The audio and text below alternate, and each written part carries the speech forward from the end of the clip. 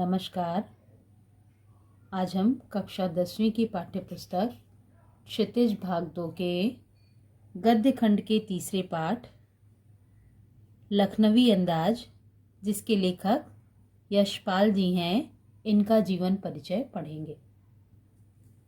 यशपाल जी की गणना आधुनिक हिंदी साहित्य के प्रमुख कहानीकार के रूप में की जाती है। वे लेखक के साथ क्रांतिकारी भी थे। उनका जन्म 3 दिसंबर सन 1903 को पंजाब राज्य में फिरोजपुर छावनी में एक खत्री परिवार में हुआ था। उनके पिता हीरालाल एक साधारण कारोबारी थे। इनकी माता प्रेम देवी अनाथालय के स्कूल में अध्यापिका थीं। इनके पिता का ध्यान परिवार की तरफ कम ही रहता था। ऐसे में इनकी माता अपने बेटों धर्मपाल और यशपाल की शिक्षा के प्रति अधिक सजग रहती थी। विद्यार्थी जीवन में ही उनका परिचय दो प्रमुख क्रांतिकारी सरदार भगत सिंह और सुखदेव से हुआ। उनके संपर्क में आकर यशपाल जी भी क्रांतिकारी बन गए।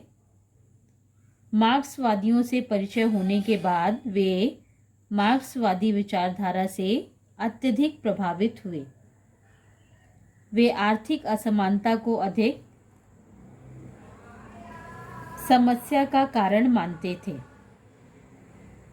स्वतंत्रता आंदोलन में भाग लेने के कारण वे 6 वर्ष तक जेल में भी रहे। जेल से बाहर आने पर उन्होंने विप्लव नामक क्रांतिकारी पत्र लिखा। उन्हें भारत सरकार द्वारा साहित्य एवं शिक्षा में उत्कृष्ट कार्य हेतु 1970 में पद्म भूषण से सम्मानित किया गया। मेरी तेरी उसकी बात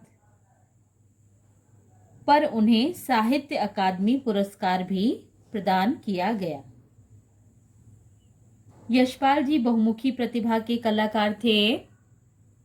उन्होंने अनेक कहानियां, निबंध और उपन्यासों की रचना की है, जिनमें प्रमुख उपन्यास हैं देशद्रोही, दादा कामरेड, झूठा सच, मनुष्य के रूप, अमिता, मेरी तेरी उसकी बात और दिव्या।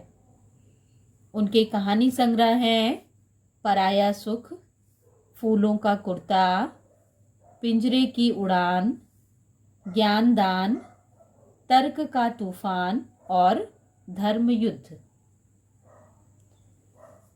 वादुलिया, उत्तराधिकारी, सच बोलने की भूलूं, तुमने क्यों कहा कि मैं सुंदर हूं आदि उनके कहानी संग्रह हैं। उनके द्वारा लिखित निबंध संग्रह न्याय का संघर्ष, चक्कर क्लब आदि।